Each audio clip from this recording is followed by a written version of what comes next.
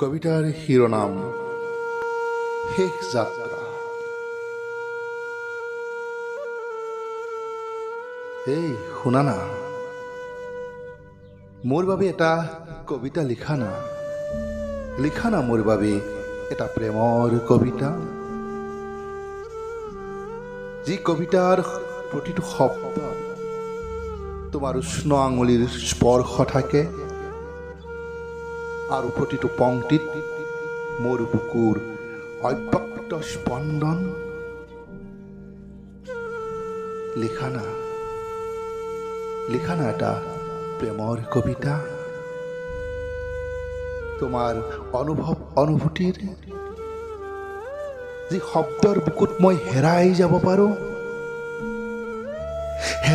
পাৰো তোমাৰ চকুৰ গভীৰতাত নিজকে বিচাৰি।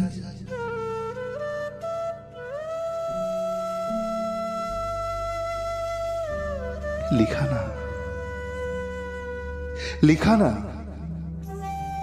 আকাশৰ দৰে বহল বুকুত তোমাৰ মৰম ভাল পোৱাৰ কথা, য'ত মোৰ সপোনবোৰে দেউকা মেলি উৰিব পাৰে।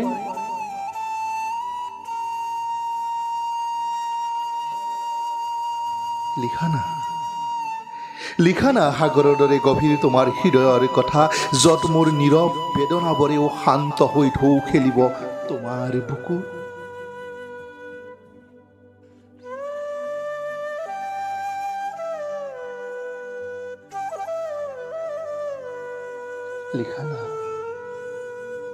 লিখা না জোনাকৰ পোহৰত দেখা সপোনৰ কথা, য'ত তুমি আৰু মই এটা নীৰৱ সন্ধ্যাত হাতত হাত ধৰি সময়ৰ বুকুত বিলীন হৈ যাম।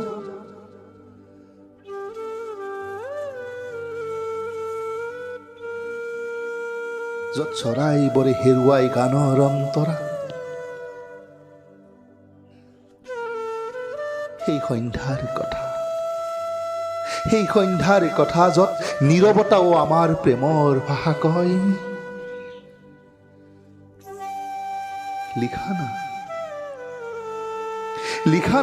লিখা না যি শব্দত বেদনাও মৰম হৈ নামে, নিৰাশা আশাৰ ফুল হৈ ফুলি উঠে, নিস্তব্ধতাও সুৰ হৈ বাজে, আৰু নিশ্বাসে ভাল পোৱাৰ সুবাসে মোক মাতাল কৰি তোলে।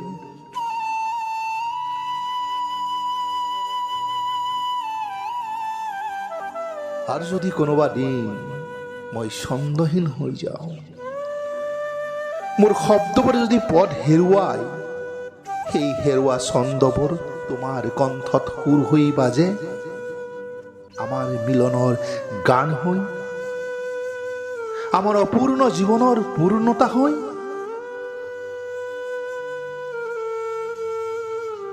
প্ৰেম মানেই প্ৰাপ্তি নহয়, প্ৰেম মানেই প্ৰাপ্তি নহয়, প্ৰেম মানে বিশ্বাস, প্ৰেম মানে সমৰ্পণ, প্ৰেম মানেই ত্যাগ। এজনৰ ভিতৰত আনজনক চিৰদিনৰ বাবে জীয়াই ৰখা।